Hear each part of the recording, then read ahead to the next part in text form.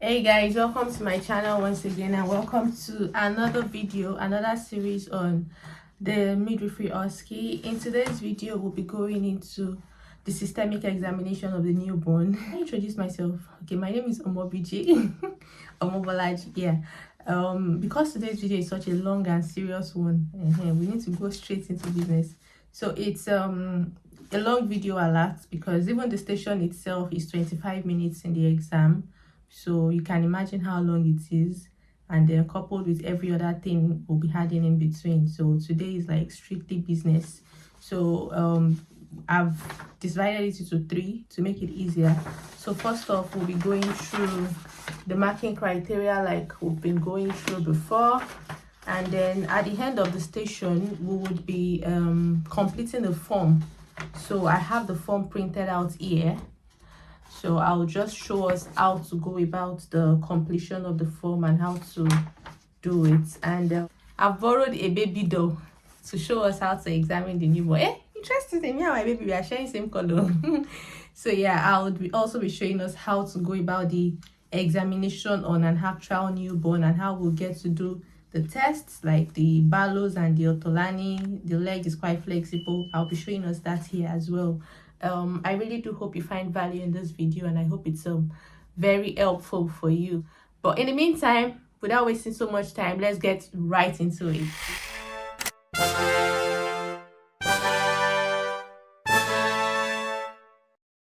So first off, we'll go through the assessment criteria. The assessment criteria is no longer at all. I mean, for a station of 25 minutes, why would there only be 8 items on the list?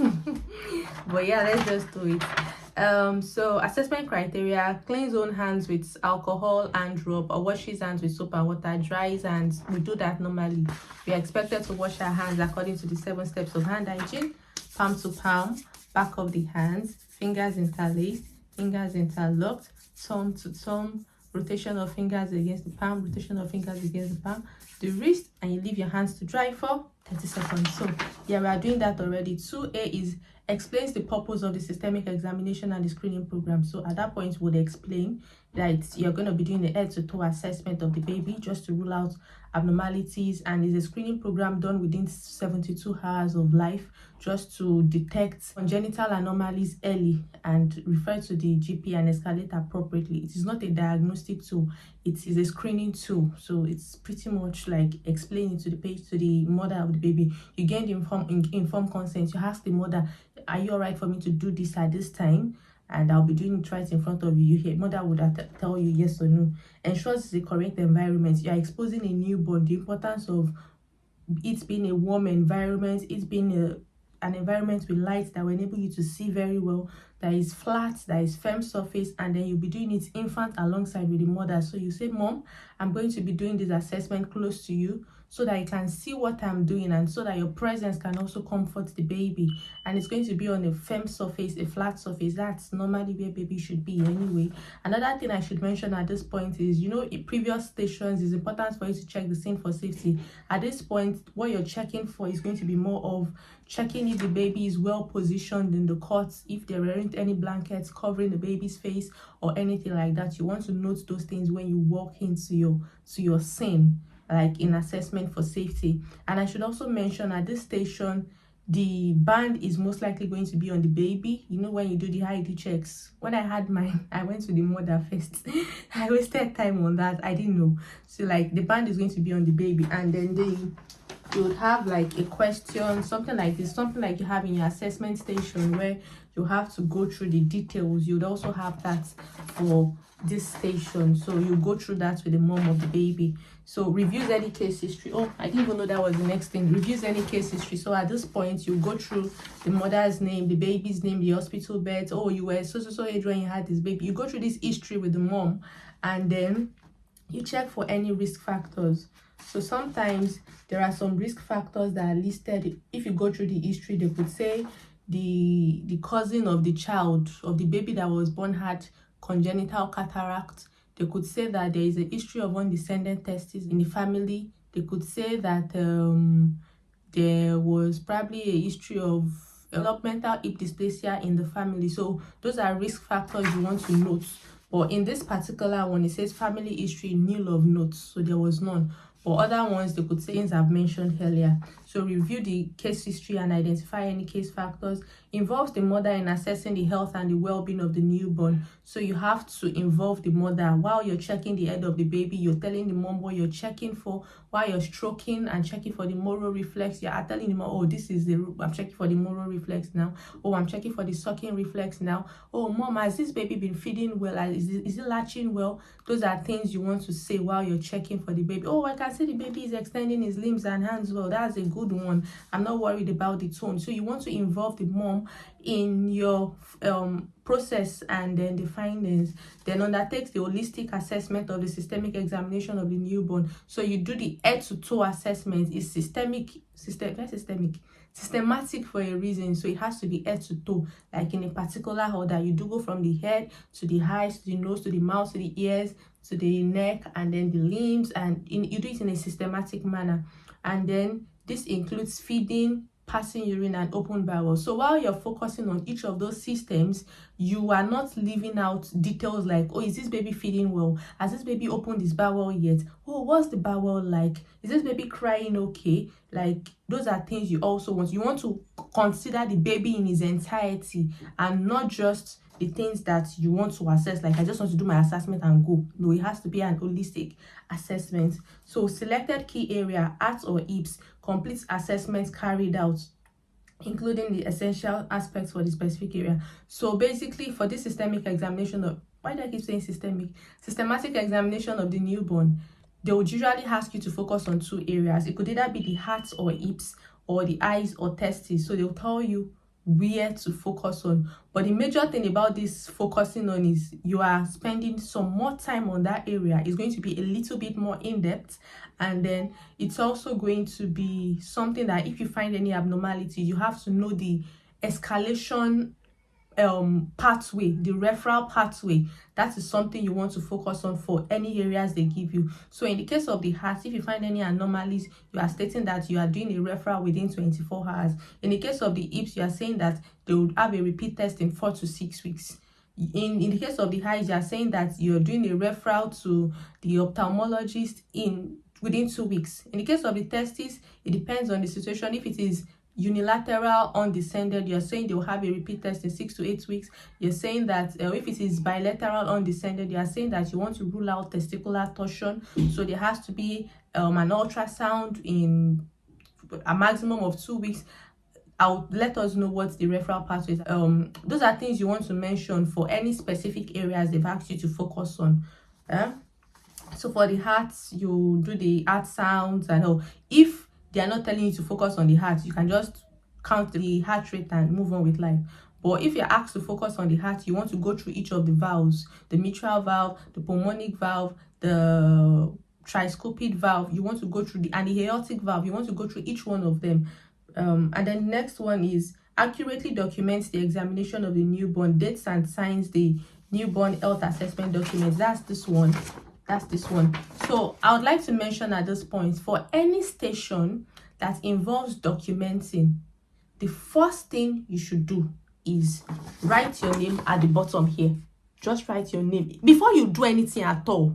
Even before you go to the patient, like before you go, just write your name at the bottom, because there is a high tendency for you to forget, and I don't want you to forget, because once you forget, it literally means you failed that station, because as you can see, it's a point on its own. So if at all you do everything right and then you don't document, you don't sign and document, have go.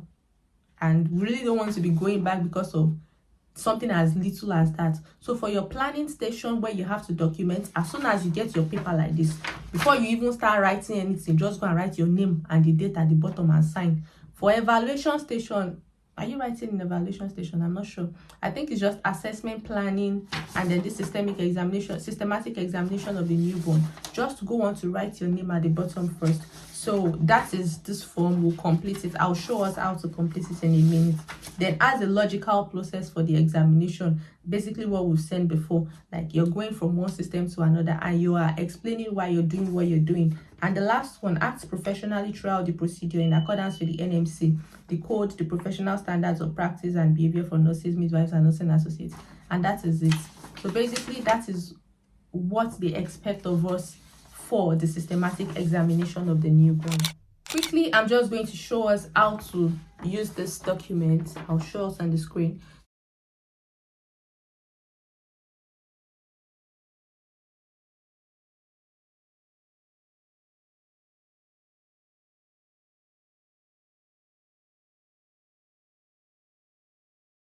So basically, this is like the pro forma, the one in the mock clinical skill stations that we used earlier.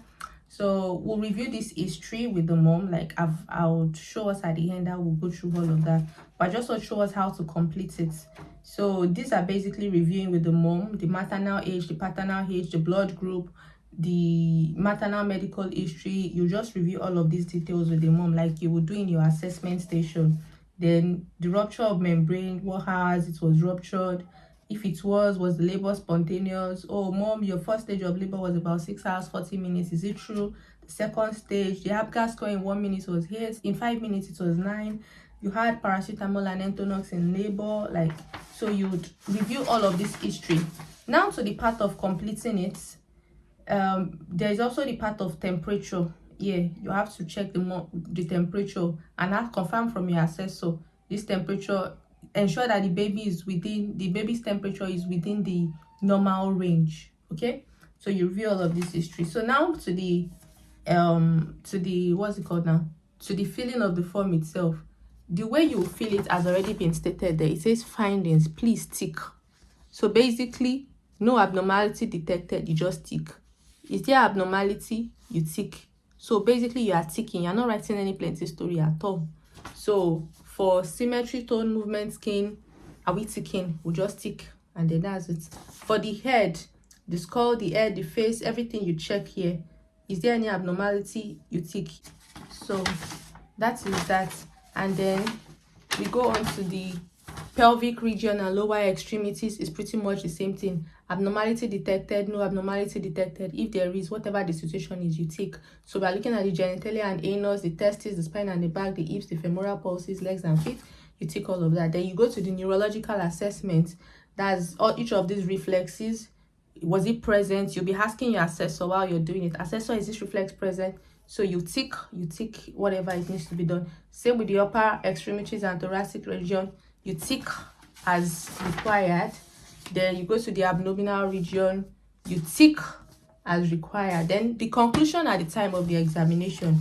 So at this point, conclusions and recommendations at the time of the following the examination. Oh, after the examination at this time, no abnormalities detected, you write it on there. After check at this time, despite the fact that this baby has a history of a risk factor of congenital cataracts, this baby did not have congenital cataracts when I did this assessment, you write it on here. Despite the family history of developmental dysplasia of the hip, this child did not have developmental dysplasia of the hip, you write it here. Or oh, during my assessment, we noticed that the red reflex was absent, so a referral was done to the ophthalmologist. So you write it here. So anything, any conclusions, anything you find from the findings, you write it here. Or oh, no abnormalities detected at all, this check will be done again in 6 to 8 weeks by the GP, you write it here. So those are things that you want to write in this section. And then the next one says parental participation and health promotion points. So basically when you're doing this assessment, you would include some health education when you are checking the baby from head to toe. So it's not just strictly I'm doing this thing.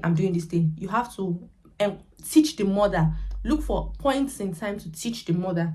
So things you might want to teach the mother might be, or it can even be after you've done the whole assessment, you could just chip in a bit of health education. Okay, mom, your assessment of the baby was very fine, but I would like to just mention at this point, things you can educate on could be things like, oh, if the baby is crying, the normal cry should be in this way, but if it is high pitch, is something for you to be concerned about. So you might want to call the health visitors to come and check the baby. That's some health education. It might be okay, in a couple of weeks you get a letter regarding immunization of the baby. Ensure the baby is immunized because it's going to help so and so. These are the benefits. Is health education. Another thing you might want to say is, oh, car safety. When the baby is in the car with you, ensure the baby is in a car seat that is suitable for him or her, and ensure that your mirror is positioned in such a way that you can see the baby.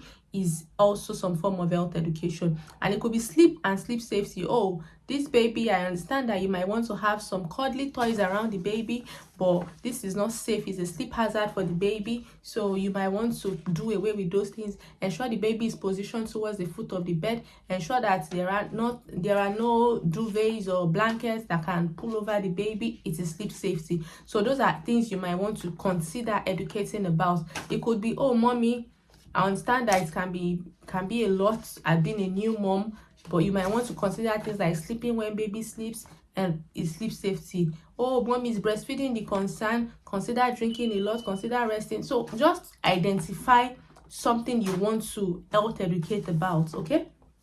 And then at the end, your midwife name, your signature, and the dates. Do not forget that for any reason.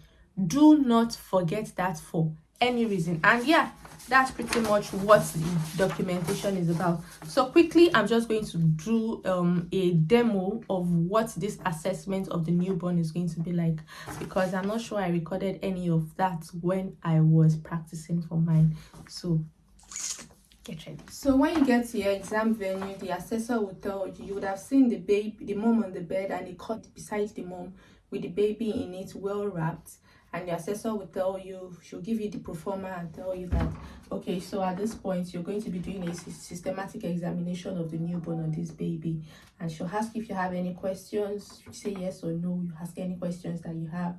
And yeah, you go on to it. So at that point, before then, you might have had your PPE on, and maybe it's after. They will always let you know before. But just try to, like, maximize the time that you have, because you really don't have a lot of time.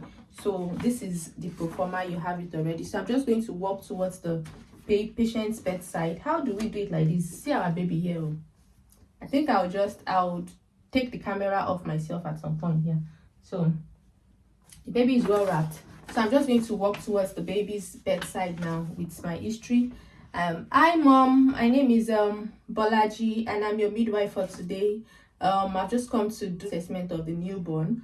Are you alright for me to carry on with this? I'll tell you yes or no, and then you go on. But before I continue, I want to be sure that I have the right baby with me. Is that okay? So you get you go through the history. At this particular pro forma does not have the baby's name, but we'll just assume that the baby is Baby Hall. Our mom is Amy Hall. So okay, you check, mommy, can you confirm your name and your date of birth for me, please? She'll tell you, my name is Amy Hall, date of birth 1st January 1972, and then you hospital number, address, you know all of that. ID check. Do that with the baby, and then you confirm with the band. Oh, I can see the band.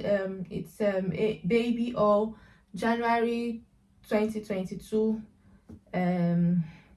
2022. That's correct. And the hospital number is 212522. So I'm happy that I have the right baby with me. Sorry. I'm happy that I have the right baby with me. So the next thing you do, you review all of this history. Before I proceed, mom, I would just like to confirm some details. You go through all of the history, maternal age, paternal age. You go through all of that with the mom, and then from there you also confirm the temperature on your neonatal examination. So this baby is at 6 hours, so it's still fine. You do the examination within 72 hours, and they say the temperature is 36.6. You might want to check again with the assessor. The assessor, can you confirm to me if this temperature is, if the baby's temperature is still within the normal range? And she'll tell you yes or no. I say, okay, now I'm happy to continue. So you go on to explain what you want to do to the mom. I say, okay, mom, I've mentioned what we are assessing for earlier. So you mentioned to mom, okay, mom, so this neonatal and infant physical examination 9P is done within 72 hours to rule out any anomalies. So you want to mention that is a head to toe assessment of the baby done within 72 hours of birth, and it is not a diagnostic test, it's a screening tool, and it's just to identify risk factors and do referral. I mentioned that earlier in the video. And you just also mentioned that it will be documented in the red book of the baby, and a repeat test will be done in 6 to 8 weeks by the GP. Are you happy for me to proceed? She told you yes. And then you mentioned that, okay, you'll be doing the assessments beside her so that she can reassure the baby from time to time, and so she can see what you're doing as well. So you mentioned that you do the assessment in a well lit and flat, firm surface. So we'll just go on to start quickly. So you go on, you tell mom, so I'm going to be exposing the baby gently now. So you expose the baby, take off the blanket, and then you do it in a systematic way. So we start from the head. So what are we looking at on the head? At the head of the baby, you are looking for even hair distribution. My own baby has plenty hair already, but so you look out for even hair distribution. Oh, I can see that the baby has lots of hair. You check for the fontanelles, the anterior fontanelle, is it present? The posterior fontanelle, is it present? You check for the sutures, the lambdoidal suture, the sagittal suture, the coronal suture, and you check for, oh, does this baby have any cephal hematoma or any caput suicidinum? Then you ask your assessor, can you confirm to me if the baby's head is okay? Assessor will tell you yes or no. And then you move on to the next thing. You go to the ears of the baby, and then you say, oh, you go on to the ears of the baby. Oh, I'm going to check for the ears. Is it patent? Is there any discharge coming from the ears? The ear, is it springing back? Is it at the same level with the outer canthus? Is the top of the ear at the same level with the outer canthus of the eyes? You check for those ones. Is it springing back? Like when you do this, is it springing back? Assessor, do you have any concerns with the baby's ears? Is baby's ears okay? Yeah, no. Then you go on to check the eyes. So I'm just going to check the eyes of the baby. Is there any discharge? Is it symmetrical? Is it symmetrical? Is it reacting to light? And then you check for the red reflex. At this point, you tell the assessor you'll be doing it in an environment that is dark, and then you use the ophthalmoscope. So you turn off the light, or you verbalize it anyway. Then you use the ophthalmoscope to check. You check for the red reflex. So you're just going to check if the red reflex is present or absent. If it is absent, it could be could be due to things like, if it is cloudy, it could be congenital cataract. It is to rule out things like disengaged retina or retinoblastoma. And then you check in both eyes simultaneously. You check the reaction to light. I ask assessor, can you confirm to me if the red reflex is present or absent in this baby? And then they will go on to tell you. So if eye is the area you're focusing on, you want to go into more details and say, okay, if the red reflex was not present, then I would have gone on to refer to the ophthalmologist within 2 weeks. So from there, we go on to the nose. You check for the nose of the baby. Is the septum centrally located? Is it patent? Is there any discharge? Is there nasal flaring that could be indicative of respiratory distress? We've said, is there any discharge? You might want to count the respiratory rate at that point. And yeah, is there any polyps? Is there any skin tags? Assessor, can you confirm if the baby's nose is okay? The assessor will tell you. Then you go on to the mouth. You check for is there cleft lip or cleft palate? Then you check for you do the Moro reflex. You stroke one cheek, and then you watch the baby turn in the other direction. Assessor, is the Moro reflex present? Then you go on to use the tongue depressor and a light source to check if there is any tongue tie. Assessor, can you confirm if there is any tongue tie? Then you check for the uvula as well. Assessor, is the uvula present? Is the baby's mouth well moist? And then you go on to do the sucking reflex. So, oh, mommy, is this baby sucking well? Oh yeah, okay. How frequently is it sucking? Is it latching well? Okay, I can also see that the sucking reflex is present, and that's pretty much the mouth. Then you go on to the neck, and then you go on at the neck. I'm going to be checking for any webbing. I'm going to be checking for any skin tags. Is the skin okay? Yeah. Before you begin, you would confirm from the assessor if it's all right for you to continue. You check for the skin of the baby as well. The skin, is there any redness, any rashes anywhere? No, there is none. So after the neck, you go on to the chest, and then on the chest you check for capillary refill for 2 to 3 seconds. And then you go on to check if the breasts are symmetrical. Is there any swelling at all on the breast? You check the armpits. Is there any swelling? Is there any lump? Is the skin okay? And then the chest, you count the respiratory rate at this point. Then you go on to auscultate. So you check for the positioning of the heart. You check for the positioning of the heart. Is the baby's heart well placed, or the baby is dextrocardic? You're looking out for that. Then you would count the heart rate for 1 full minute. I think this is just a general one. I could do another video, or we could have a look on videos that would let us know which aspects, like videos that would focus on, because this video is long already, that will focus on what we are looking out for in each of the different parts. Okay, so you're checking for the heart rate, you're checking for each of the valves, the mitral valve, the tricuspid valve, the aortic valve. You check for each one of them. Then you go on to listen for lung sounds, that you're checking for wheezing or crackles, and then you check that 1, 2, 3. There are 6 points, 1, 2, 3, and as well as on the back of the baby too. You check that as well. Then yeah, you're also checking if the baby is not cyanosed in any way. Those are physical things that you want to check. So after you've done for the chest, you go on to the abdomen. On the abdomen of the baby, before you go on to palpate and how you inspect, is there any rashes, any swelling, any organ that looks like is enlarged? You look out for those ones. And then you go on to auscultate for bowel sounds. So you could do that quadrant by quadrant. You do 4 quadrants. You auscultate the first quadrant, the second quadrant.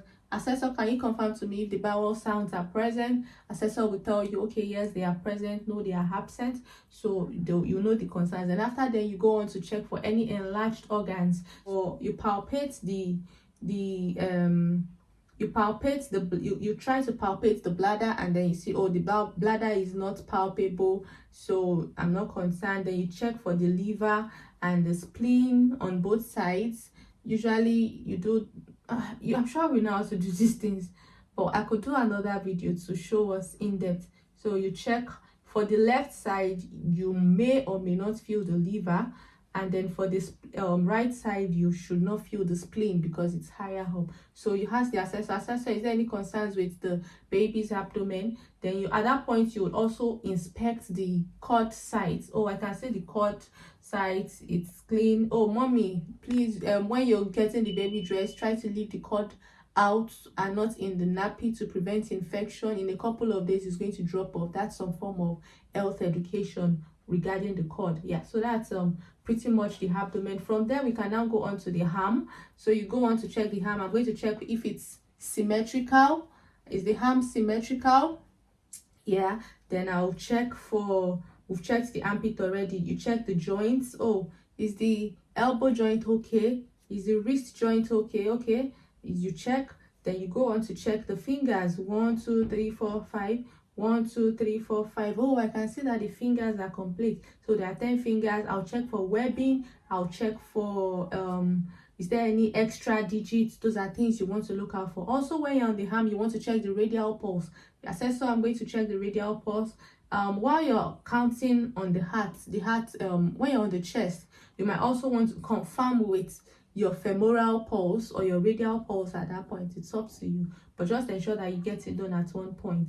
Then while you're still on the hand, you check the radial pulse. Then you do the palmar reflex. So you put your hand in the baby's hand, palm of his hand, and then you watch the fingers curl around. Oh, I can see that or you ask your assessor, can you confirm to me if the grasp reflex is present? Assessor will confirm to you if the grasp reflex is present.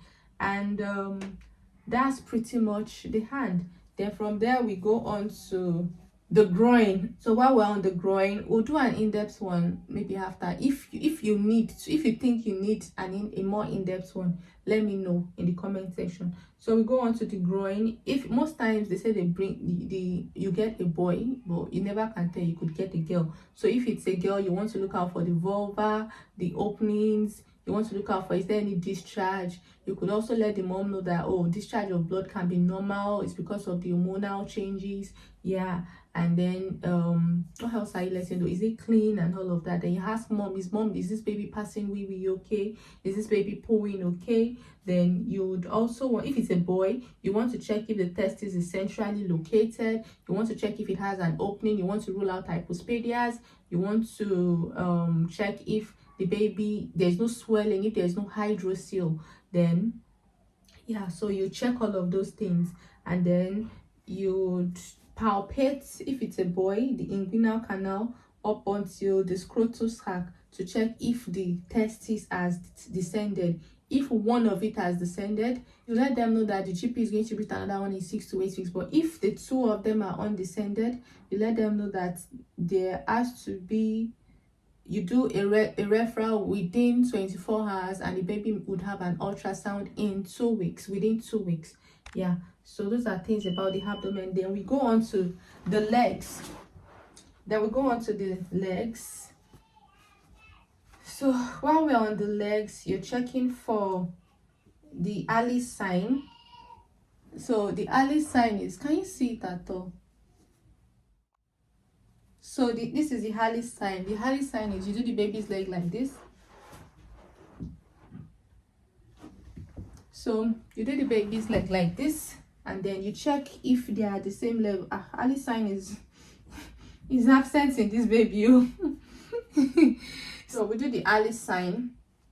So you check if they are symmetrical and at the same level, if it is equal in length. If it is equal in length, then you go on to check the femoral pulse. You check if the knee joint is fine, the ankle joint, the knee joint, the ankle joint. You might want to check the tibia and the fibula, are they present? Count the toes, 1 2 3 4 5, 1 2 3 4 5. Is there any webbing? Is there any extra digits? Then you can also do the reflex where you put your, what's it called, the Babinski reflex, where you put your finger round and then you watch the toes curl around. The toe is going to stand straight, and then the other ones will curl around your fingers. Yeah. Then you might also want to do the primitive walking, and then when you put the baby in standing position, you see the baby take. So that's a primitive walking reflex. Then you ask your assessor, are these reflexes present in the baby? They will tell you yes or no. Then you go on to do the hip. So while you're on the hip, you make the mom know that, okay, mom, on this one would be ruling out the hip, developmental hip dysplasia, and we'll be doing 2 tests. It's called the Barlow and the Ortolani test. It helps to check for dislocated and dislocatable hips. So with that one, you do the Ortolani. With the Ortolani, you put your baby's legs in this way, and then you'd turn it 90 degrees laterally and back. If the test is negative, you would see the acetabulum popping out, so you shouldn't see. So, and then you return. So that's the Ortolani. And you do it for both legs, for the other legs as well. So it's used to check for dislocated hip. And for the Barlow, still in the same manner, you use your other hand to stabilize the other hip. This hand will stabilize this hip here, and then this way, and then towards the abdomen, apply gentle pressure, pump pump. You shouldn't hear a click sound.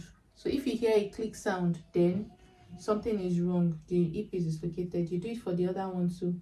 Stabilize here, pump pump. So assessor, are these reflexes present? Assessor will tell you if it's present or absent. And then we go on to the back of the baby.